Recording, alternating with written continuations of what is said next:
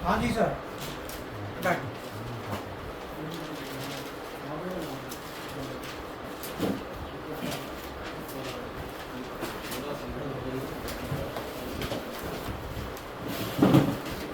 PLC और BFD की digital programming और वायरिंग। जैसे मान लो आपसे कोई इंटरव्यू में पूछे, कहीं इंटरव्यू देने जाते हो, भाई आपको क्या आता है, तो आप कहेंगे मेरे को डिजिटल प्रोग्रामिंग में आती है, इसमें क्या क्या आता है, फिर इसके कंटेंट होते हैं अलग अलग। तो डिजिटल प्रोग्रामिंग एंड वायरिंग का मतलब है, सबसे पहले समझ लो कि ये डिजिटल क्या है।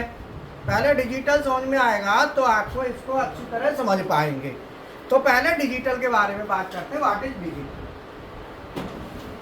आप बताओ डिजिटल क्या है? पीएलसी के अंदर जो भी आउटसाइड से सिग्नल देते हैं या फिर इनपुट देते हैं उसको आगे आ जाओ, आगे आ जाओ, जब पंखा के नीचे आ जाओ, पंखा तेज कर देता हूँ थोड़ा।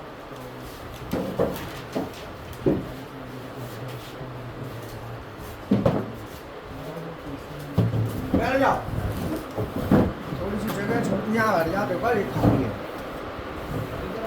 आगे आ जाओ, थोड़ी मेरे लिए जगह दे देना निकलने के लिए, थोड़ी सी कम आ रही है। सबसे पहले हम बात करेंगे डिजिटल किसे कहते हैं। What is digital? चलो डिजिटल की आवाज कर रहा, थोड़ा कम करो, गर्मी लगेगी सहन कर लेना, है ना। डिजिटल का मतलब होता है ऐसे एलिमेंट जिनका स्टेटस हाँ या ना हो। जैसे ये लाइट है, ये डिजिटल, ठीक है, या तो ये ऑन है या ऑफ है, ये सब डिजिटल होते हैं। अर्थात अगर हम बात करें दूसरे रूप में डिजिटल, मान लें डिजिट्स, कोई भी चीज डिजिट्स में काम करे, 1 2, वो भी आ रहा है जा रहा है, आ रहा है जा रहा है, आ रहा है जा रहा है।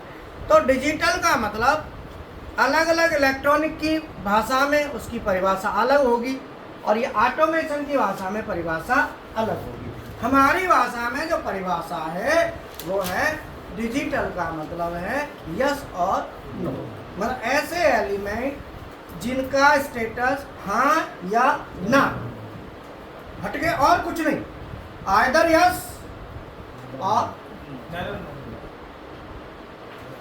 बताओ, तुम ही बताओ, बोलो।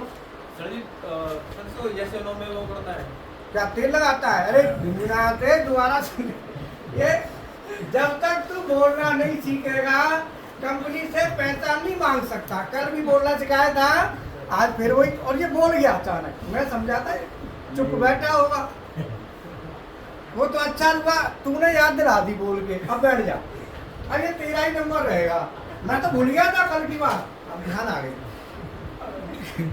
अब ध्यान आ गई, चिंता मत कर। डिजिटल का मतलब होता है ऐसे एलिमेंट जिनका स्टेटस हाँ या ना,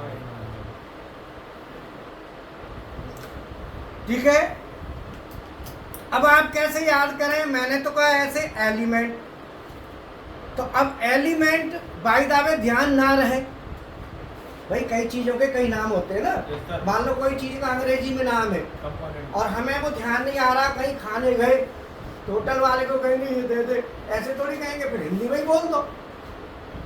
मैंने जैसे आलू की सब्जी, अब अंग्रेजी उसकी नहीं आ रही हम पे, तो आलू की सब्जी बोल दो भाई, अगले को समझना है, मतलब तब हमारा पर्पज क्या है, सामने वाले को समझ आना चाहिए। अब तुम ऐसी क्या वो ऐसे जिनका हाँ ना में हो, तो जिनका हाँ ना में हो तो ठीक नहीं ना। जैसे मान लो कोई आप किसी को बुलाते हो तो एक करके थोड़ी बुलाओगे, नाम लेके बुलाओगे ना, नाम तो लेना पड़ता है ना, नाम नहीं लोगे तो सब देखेंगे फिर, ए, तो उसका मतलब जितने भी होंगे ना वो सब नजर मारेंगे, कहीं मुझे तो नहीं बुला रहा है ना। और वहां पे लेडीज हुई तो फिर तो मामला ही सही कर बोलो, हाँ कहीं गलत फहमी मिलेगी तो फिर हो जाएगा काम। तो इसीलिए गलत फहमी ना पड़े, नाम जरूरी होता है, हर चीज का नाम जरूरी है। तो मैं जितनी देर पढ़ाता हूँ उसमें नाम वाली बात जरूरी होती है, नाम आना चाहिए, बोलने के लिए नाम आ जाएगा ना फिर दिक्कत नहीं है। तो आप नाम में क्या लोगे, एलिमेंट, क्या लोगे, एलिमेंट ले लो या डिवाइस ले लो, डिवाइस भी कह सकते हो। डिवाइस एक ऐसा नाम है जो सबके लिए कॉमन होता है, ये भी एक डिवाइस है ना, ये भी डिवाइस किसी को भी कह सकते हो। तो डिवाइस एक कॉमन नाम, कोई भी आपको भाई नाम है। एलिमेंट मैंने क्यों कहा है, एलिमेंट इसलिए क्या है कि NONC एलिमेंट ही तो होते हैं जो बटन में लगते हैं। जैसे हमारी पुश बटन ये है, जैसे लिमिट स्विच है, तो इसके अंदर भी एलिमेंट पड़ा है NONC, लिमिट स्विच के अंदर एलिमेंट होता है, अंदर जो जिसमें NONC होते हैं उसे एलिमेंट कहते हैं। ये तो बॉडी है, ये लिमिट स्विच की बॉडी है, एलिमेंट तो अंदर है। तो एलिमेंट जो होता है ये एलिमेंट है, हरा दिख रहा है ना। तो मैंने क्या कहा कि ऐसे एलिमेंट जिनका स्टेटस हाँ या ना हो, अब डेफिनेटली इसका यस और नो है, आप दबाएंगे NO या NC। तो ऐसे एलिमेंट या ऐसी डिवाइस जिनका स्टेटस यस और नो हो, हाँ या ना में हो, वो सब डिजिटल होगा। सब कोई भी चीज सब डिजिटल में आएगा, चाहे वो कोई भी है। जैसे बल्ब है, अगर बल्ब को हम ऑन और ऑफ करा रहे हैं तो वो डिजिटल है। पंखा है तो पंखा को हम ऑन और ऑफ करा रहे हैं तो वो डिजिटल है। अब मान लो यहाँ पे मैंने फैन लगा दिया, न्यूट्रल दे दिया, यहाँ से फेस दे दिया, ये स्विच दे दिया और ये फैन हो गया, और बीच में मैंने रेगुलेटर लगा दिया। तो रेगुलेटर क्या होगा, 0 से स्केल होता है ना इसका। तो अब ये बताओ कि यहाँ पे जो स्विच है, जो S1 स्विच है, ये डिजिटल है।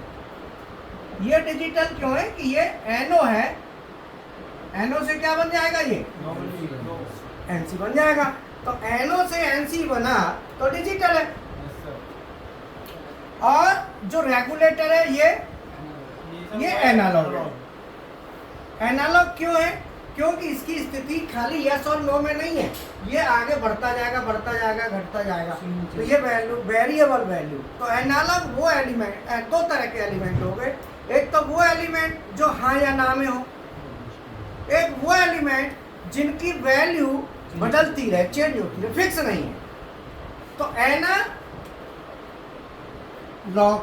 एनालॉग को अगर हम अपनी देसी भाषा में जैसे को हम वैसे बोलते हैं, तो एनालॉग हम कह सकते हैं, एना माने जिसके एना बहना ठीक ना हो, लॉग माने लोग, ऐसे लोग जिनके एना बहना ठीक ना हो, अभी कुछ फिर कुछ, जैसे तू है ना, तो जब 4 बार बोलेगा तो चारों बार अलग ही बोलेगा, फिक्स नहीं बोल सकता। क्यों? जल्दबाजी में करता है, तो जल्दबाजी का मतलब हो गया एना बहना। फिर कहते ना इसका कोई भरोसा नहीं है। मान लो किसी ने कहा यार मुझे ना 10,000 रुपये चाहिए कल, ठीक है मैं कल दे दूंगा। अब उसने जिसको चाहिए थे उसने तीसरे से पूछा यार को कहा यार वो कल 10,000 रुपये आएंगे, तू ले लियो, वो मुझे देगा। बोला उसकी कोई गारंटी नहीं है। इसका मतलब क्या हुआ? वो डिजिटल नहीं है। डिजिटल होता तो देता। डिजिटल मतलब पक्का।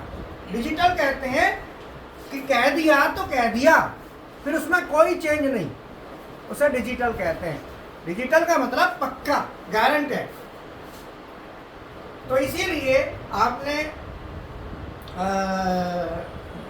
गांव में देखा होगा लोग, हमारे यहाँ तो बोलते हैं, तुम्हारे यहाँ पता नहीं क्या बोलते हैं, ऐसे लोग होते हैं जो बात पलटू होते हैं, बस पलट जाते हैं। जैसे हाँ, जैसे कहते हैं कि ना जिसके हैना बहना ठीक नहीं है, हैना बहना पलटू राम कह लो। मतलब यह है कि कभी कुछ कह दिया, कभी गारंटी नहीं है। ऐसों को फिर कोई पैसा भी नहीं देता कुछ लाने के लिए, पैसा दे दिया तो वो भी पता नहीं। समझ में आया? तो इसका मतलब हमारे 2 तरह के एलिमेंट हो गए। एक तो वो एलिमेंट जिनकी कंडीशन यस और नो में है, हाँ या ना, वो सब डिजिटल में होते हैं। और जिनकी वैल्यू बदलती रहे, कभी कुछ, वो सब एनालॉग होते हैं। ठीक है? तो यस और नो वाले डिजिटल, और इसके अलावा अगर ज़्यादा है तो फिर वो एनालॉग है, फिर वो डिजिटल नहीं। तो इसीलिए जो फैन है, फैन क्या में आएगा? फैन में 2 चीज आएंगी। फैन में एक तो आएगा स्टार्ट स्टॉप, और दूसरी आएगी स्पीड। तो जो स्पीड है वो तो एनालॉग है, और जो इसका स्टार्ट स्टॉप है वो डिजिटल है। इस पंखे के अंदर दोनों चीज है। पंखे की जो स्पीड है वो ज्यादा कम होती है, वो तो एनालॉग हो गई, और पंखे का चालू और बंद करना वो डिजिटल हो गया। मतलब फैन के अंदर दोनों चीज अवेलेबल है, डिजिटल भी और एनालॉग भी अवेलेबल है। बोलो, बात समझ में आई? अब इसमें हम आज बात करेंगे डिजिटल प्रोग्रामिंग की, बीएफडी। तो हमने क्या किया, ये पीएलसी ले ली, बीएफडी ले ली। तो मैंने मान लो एक पुश बटन लिया, तो हम जब वायरिंग करते हैं पीएलसी की, तो पीएलसी की वायरिंग करेंगे तो हमें 24 वोल्ट डीसी चाहिए वायरिंग के लिए। समझ में आया? और ये हमको 99.9% 24 वोल्ट डीसी, अदरवाइज 15 भी हो सकता है। तो 100% डीसी 24 की कहें तो गारंटी नहीं है, लेकिन 99.9% 24 है। आप किसी भी पीएलसी को ले लोगे, वायरिंग करोगे, सब में 24 वोल्ट ही जाएगी इनको, जितनी भी लगी हुई है। ज़्यादा पर 110 की या 15 की आती है, बहुत कम पहले थी, अब तो शायद आती भी नहीं होगी, पर हमने देखी है। इसीलिए हम 100% 24 नहीं कहेंगे, क्योंकि हमने 15 भी देखा है। हमारे पास एक बीएफडी है, देखो ये 15 वोल्ट की है, यहाँ रखी थी बीएफडी।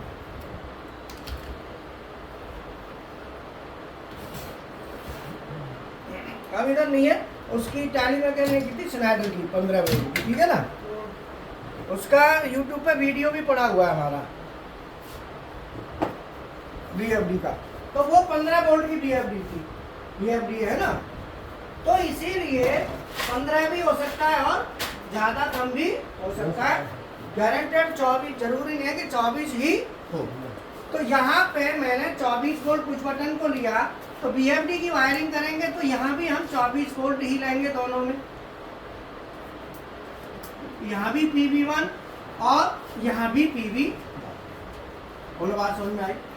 अर्थात बीएफडी की वायरिंग करोगे तो भी वही वायरिंग है, पीएलसी की करेंगे तो भी वही वायरिंग है, सेम वायरिंग होगी। और जो बटन को सप्लाई दोगे वो 220 नहीं दोगे, आरएलसी में कितना दे रहे हो आप? 220। यहाँ 220 नहीं देना, यहाँ आपको 24 देना। कितना देना है? बोलो। हाँ 24 देना, ध्यान रखना। तो मैंने 24 यहाँ दिया। अब आप कहेंगे कि सर इसका नाम तो X0 है, इसका नाम MI1 है, ये नाम कुछ भी हो सकते हैं। तो अलग अलग पीएलसी के और अलग अलग बीएफडी के नाम अलग अलग मिलेंगे, ये ध्यान रखना, नाम एक नहीं हो सकते, नाम आपको अलग अलग मिलेंगे। तो यहाँ पे जब आप पीएलसी में करोगे तो मैंने पुश बटन को सप्लाई दे दी, यहाँ पे मैंने बीएफडी को दे दी। अब मैंने एक और बटन ले लिया, मान लो PV2, मैंने इसको दे दिया, तीसरा बटन ले लिया,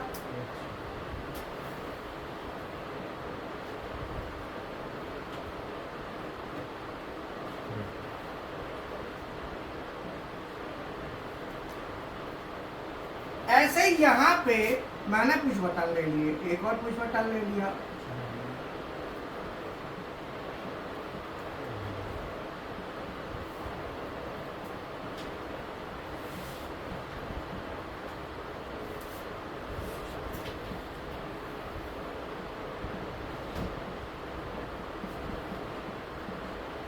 ठीक है, अब ये मैंने सप्लाई दी यहाँ पे, तो यहाँ पे भी मैंने दे दी सेम सप्लाई, मैंने उधर दे दी 24 वोल्ट, यहाँ भी 24 वहाँ भी। अब इसमें जो टर्मिनल है, अगर मान लो यहाँ पे X0, X1, X2 लिखा है और यहाँ पे मैं टर्मिनल कोई भी ले लेता हूँ,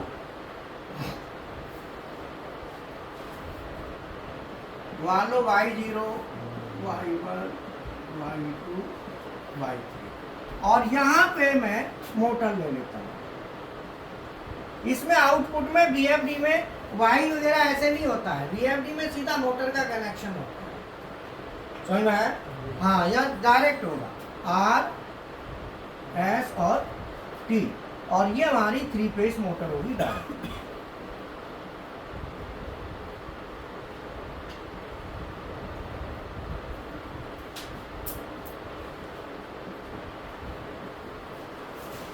थ्री फेज मोटर होगी, यहाँ पे डायरेक्ट मोटर होगी। तो यहाँ पे इनपुट तो पीएलसी की तरह है, बट आउटपुट में सीधी मोटर। हमारा आउटपुट एक है, सीधी मोटर। हमारा एम क्या है? मोटर चलानी है। जबकि पीएलसी में जो आउटपुट है वो फिक्स नहीं है। अब क्या है कि मैं अगर यहाँ से MI1 पे सप्लाई देता हूँ तो ये क्लॉकवाइज चलेगी, ये भी गारंटी है, ये भी फिक्स है कि अगर मैं इस पर देता हूं तो क्लॉकवाइज ही मोटर रोटेट होगी पक्का। जबकि पीएलसी में ऐसा कुछ नहीं है। मैंने मान लो लॉजिक पीएलसी में क्या है कि मैं अगर ये बटन दबाता हूं तो क्या होगा? कौन सा आउटपुट रुक जाओ? अब बोलना मत, अब तुम ही बोलना। अगर मैं ये वाला इनपुट X1 ऑन करता हूं तो कौन सा आउटपुट ऑन होगा? बैठ जाओ, बहुत बढ़िया। चलो आप बताओ। Y1, आप बताओ। प्रोग्राम में लिखे सर वैसे होएगा ना Y1 प्रोग्राम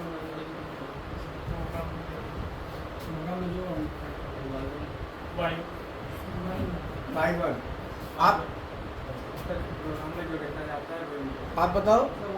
Y1 आप बताओ। आप बताओ। Y1 sir. आप बताओ। सर इसका इनपुट तो ठीक है सर, जिस पे हम देंगे आउटपुट आप बताओ। उसके अनुसार नहीं सर अभी तो कुछ दिया हुआ नहीं है तो पूरा भी हो सकता नहीं हो सकता। हाँ, अभी क्या है कि मैंने अब इतने लोगों से क्यों पूछा? उसका कारण है, आपने देखा कि आधी संख्या ने तो बताया ठीक आंसर, लेकिन फिर भी 50% जनता ऐसी है जिसका आंसर ठीक नहीं है। इसलिए कन्फ्यूजन दूर करने के लिए ये पूछा गया था। और सबसे पहले तुझे इसीलिए पूछा था कि तू जल्दबाजी करना जब तक छोड़ेगा नहीं तब तक आगे ग्रोथ नहीं ले पाए। धीरे धीरे छोड़ेगा, एक दिन तो छोड़ ही देगा। सही मतलब अगर मैंने क्या कहा था, इसकी नहीं थी। मैं अगर PV2 प्रेस करता हूँ X1 तो ये गारंटी नहीं है कि Y1 ऑन होगा। ये कोई भी ऑन नहीं होगा जब तक हम इसका प्रोग्राम लिखेंगे नहीं। जब हम प्रोग्राम लिखेंगे तब ही ऑन होगा, नहीं तो नहीं होगा। बोलो बात समझ में आई? हाँ। तो मैं यहाँ पे लिखूंगा x1 से y3, अब y3 हो जाएगा। जबकि यहाँ पे ऐसा कुछ नहीं हो सकता, यह फिक्स है कि क्लॉकवाइज का है तो मोटर क्लॉकवाइज ही चलेगी। अर्थात बीएफडी में प्रोग्राम नहीं लिखा जाता, पहले से ही डला हुआ है। डला हुआ होगा तभी तो चलेगी।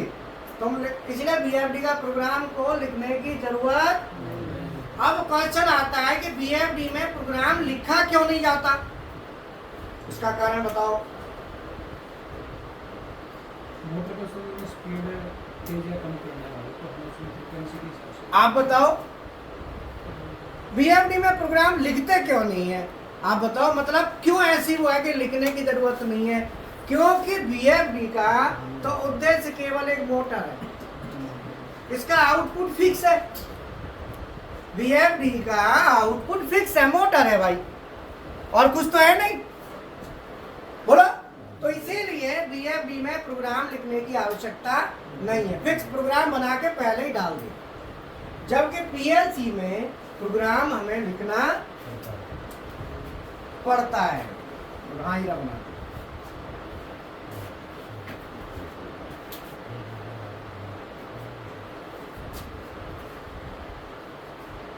आज का हमारा टॉपिक है PLC and BFD digital programming and wiring. PLC BFD दोनों की डिजिटल प्रोग्रामिंग और वायरिंग जो होती है वो किस तरीके से करते हैं। तो मैंने यहाँ पे ले ली बीएफडी और यहाँ पे ले ली पीएलसी।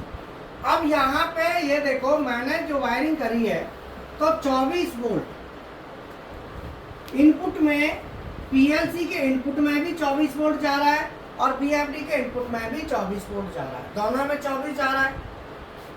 अब पीएलसी के जो इनपुट के टर्मिनल है X0 1 2 3, इसमें मैंने बटन लगा दी 4, यहाँ भी मैंने बटन लगा दी 4।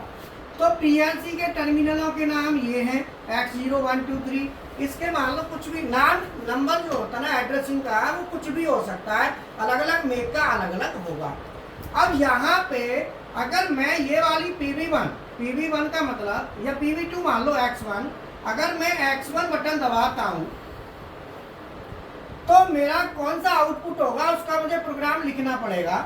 जबकि यहाँ पे मैं ये बटन दबाता हूँ MI1 तो हमारी जो 3 फेज मोटर है वो क्लॉकवाइज चलेगी। अर्थात बीएफडी में प्रोग्राम लिखने की आवश्यकता नहीं होती, जबकि पीएलसी में प्रोग्राम लिखना पड़ता है। पीएलसी में हम क्या करेंगे, प्रोग्राम लिखेंगे, हम लॉजिक में लिखेंगे।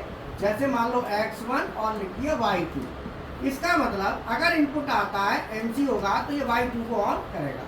अब मैं Y2 की जगह ये भी कर सकता हूँ, X1 से Y3 भी ऑन करा सकता हूँ, ये भी हो जाएगा।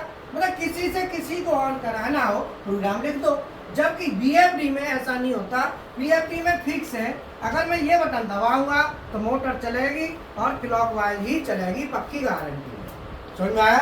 तो पीएलसी और बीएफडी की जो प्रोग्रामिंग में थोड़ा सा ये डिफरेंस है। बीएफडी की डायरेक्ट प्रोग्रामिंग वायरिंग हो जाती है, प्रोग्राम अंदर ही रहता है। ठीक है, और बताओ सर बीएफडी से हम सिंगल फेज भी चला सकते हैं मोटर। सिंगल फेज मोटर जो होती है ना वो बहुत कम यूज में लेते हैं। सिंगल फेज की बीएफडी आती तो है, लेकिन सिंगल फेज की मोटर को चलाना है तो रेगुलेटर वगैरह लगा के भी हम चला लेते हैं। ये ज़्यादातर हमारा 3 फेज में चलता है। 3 फेज में क्या है कि 4 करते हैं ना तो वो सिस्टम चलता है, सिंगल फेज में ऐसा ज़्यादा नहीं। ठीक है ना?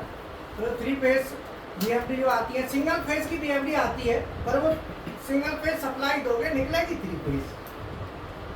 हाँ, दोगे सिंगल फेज निकलेगी 3 फेज। अब बीएफडी हमारी बीएफडी लगी है, ये सिंगल फेज की है, हम इसमें सिंगल फेज देते हैं, 3 फेज निकलता है। बोलो बात समझ में आई? अब बताओ क्या आई पीएलसी और बीएफडी में? सर जी बीएफडी फिक्स होता है ना वो प्रोग्राम, और जो पीएलसी का खुद वो बनाते हैं प्रोग्राम। Very good. अब देखो आई ना, समझ आने लगी। ठीक है, धीरे धीरे आ जाएगी, कोई दिक्कत नहीं। काउंटर क्लॉकवाइज, ये स्पीड 1 और ये स्पीड 2, और इन दोनों को करेंगे तो स्पीड 3। और ये देखो 24 वोल्ट बीएफडी से ही हमको मिल रहा है।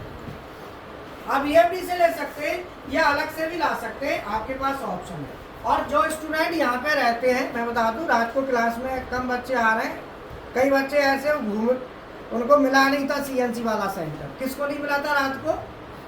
आज आप दिन में देख लेना, ठीक है ना। अभी जाके लंच वंच करने, तो जैसे ये एक तो ये आता है और ये आप दोनों आए हैं ना, और कौन आया था कल? आप ही आए थे, हाँ। तो इनसे मिलके ना साथ में आ जाना, क्योंकि जो क्लास आप यहीं रह रहे हो तो फिर लाइव मत देखो, फिर तो पर्सनली आके देखो।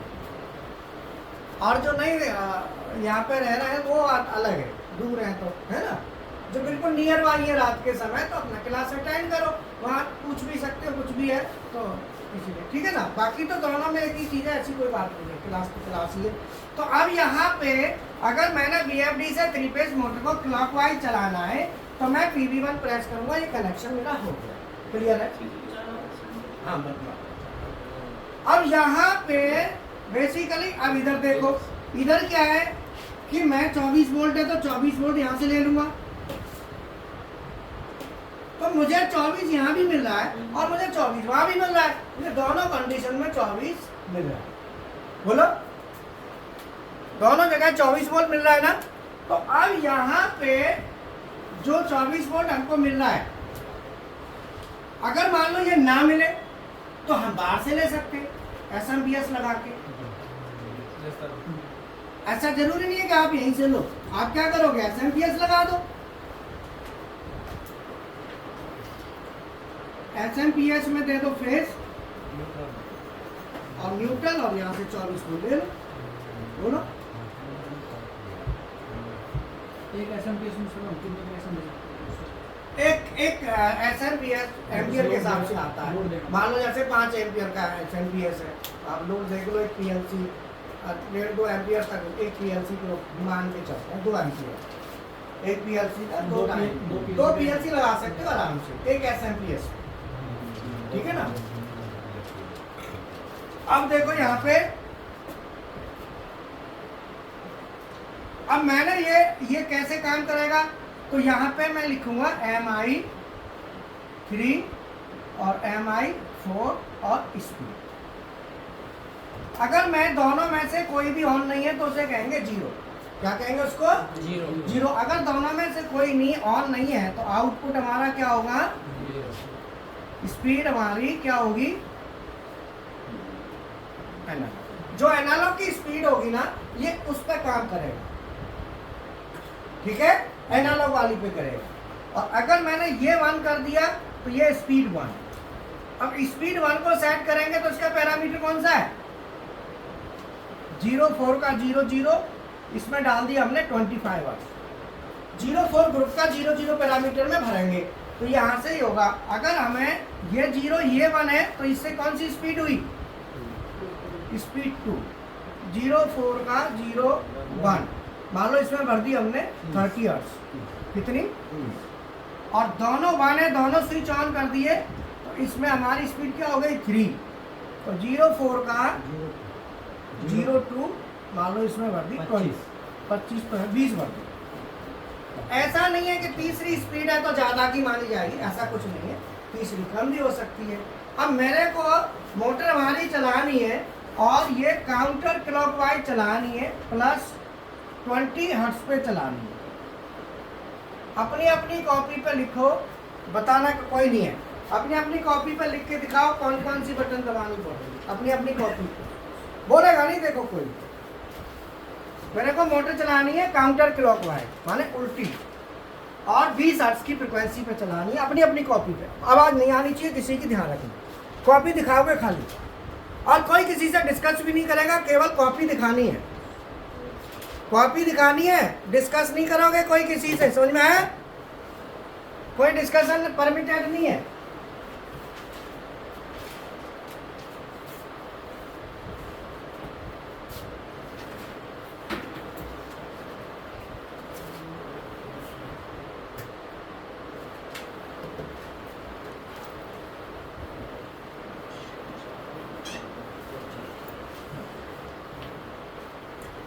देखो बोलना मत, है ना, सॉल्व करो खाली और फिर सॉल्व कर दो।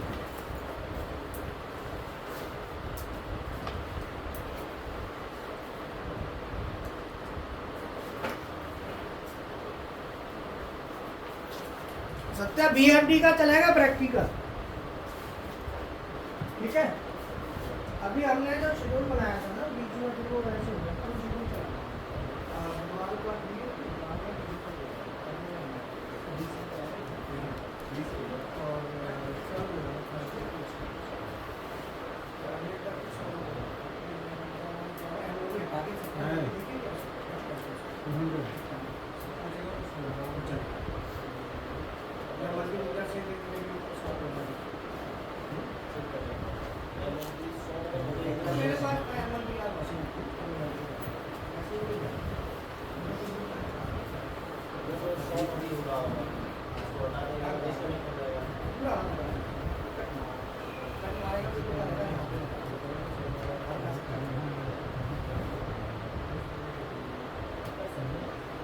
अकाउंट तो मिल जाएगा, लगा देंगे, लगा देंगे।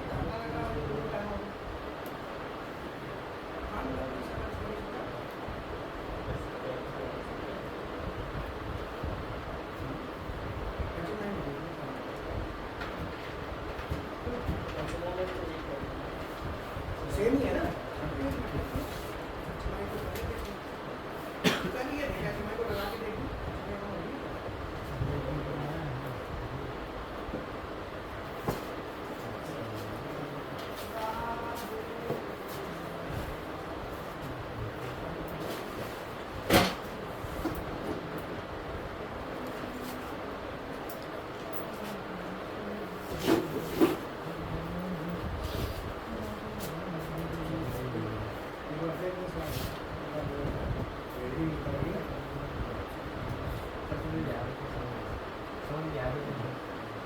क्वेश्चन ये है कि मोटर को मुझे चलाना है काउंटर क्लॉकवाइज और 20 हर्ट्ज की फ्रीक्वेंसी पे चलाना है।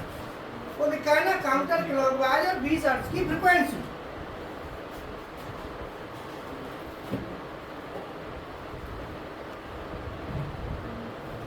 बीस हर्ट्ज की फ्रीक्वेंसी पे चलाना है, ठीक है।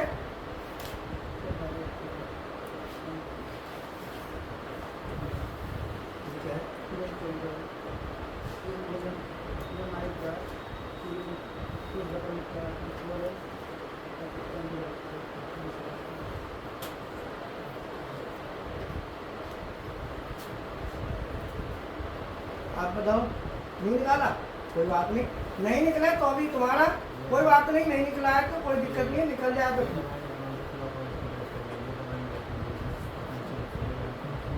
MI4 और MI दिखाओ,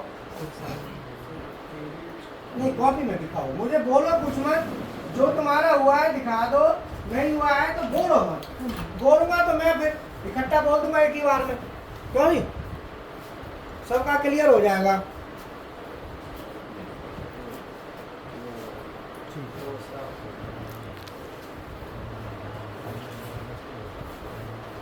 देखो ये काउंटर क्लॉकवाइज चलानी है तो हाँ यहाँ पे देखो काउंटर क्लॉकवाइज के लिए कौन सी बटन है, MI2 या PV2। हमें यहाँ पे सिग्नल चाहिए तो हम यहाँ पे लिखेंगे MI2। काउंटर क्लॉकवाइज के लिए क्या लेना है, अगर हम MI2 प्रेस कर देंगे तो काउंटर क्लॉकवाइज चल जाएगी। और कितनी स्पीड पर चलानी है, 20 हर्ट्ज में हमारी स्पीड कौन सी है, 3 स्पीड कौन सी है, और 3 के लिए तो ये दोनों 1 है, इसका मतलब ये भी ऑन और ये भी ऑन। MI3 प्लस MI ये ऑन करने पड़ेगा, मतलब आपको ऑन करने हैं जिसमें MI2 3 4 वो तो तुम्हारे ऊपर है, आप सेलेक्टर स्विच लगाओ, जो लगाना है, सिग्नल आना चाहिए। आप स्विच मत लगाओ, डायरेक्ट जंपर जोड़ दो, ये तो कंडीशन होती है। बट हमें क्या क्या कहाँ चाहिए सिग्नल, वो यहाँ चाहिए। अब लाने के लिए PLC से लाओ, स्विच लगाओ, बटन लगाओ, वो एक अलग चीज, बट सिग्नल चाहिए। बल्ब जलाना है तो बल्ब पे फेस चाहिए। अब तुम कहें फ्यूज लगे, वो लगेगा स्विच को, तो स्विच लगाओ, बटन लगाओ, वो तो तुम्हारा काम है। बल्ब जब ही जलेगा जब उस पर फेस पहुंचेगा। अर्थात हमें मोटर को अब देखो, अब आप कॉपी पे बना देना, अब तो आप आराम से बना दोगे। मुझे क्लॉकवाइज चलानी है और 25 हर्ट्ज पे। ये कितना है? 25 पे चलाना है क्लॉकवाइज और 25 हर्ट्ज।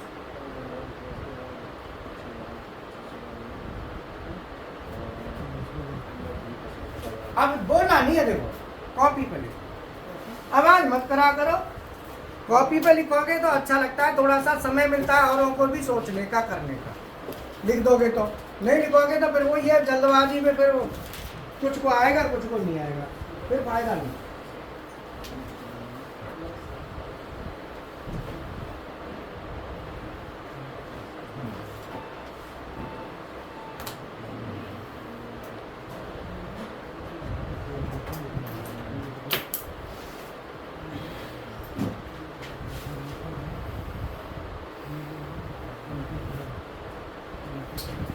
बना दिया?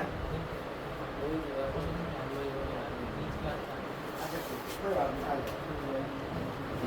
अभी तुम्हारी स्टार्टिंग है ना? कोई बात नहीं, हाँ।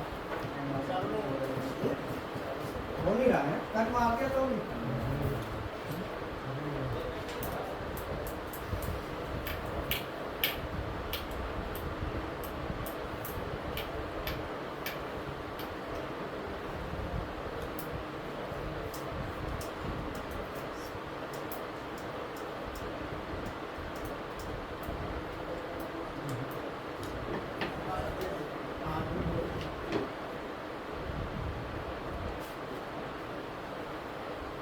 देखने को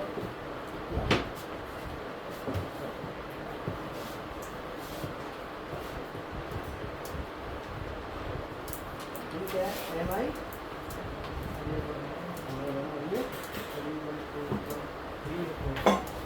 कागज 25 का है, MI तो कोई आएगी, ऊपर है ना सबसे। MI तो कोई आएगी, और क्यों करा रहा है? और कहाँ से आ गया बताओ? 1 और 3, ठीक है। अब हमारा जो है ना, इसमें MI 1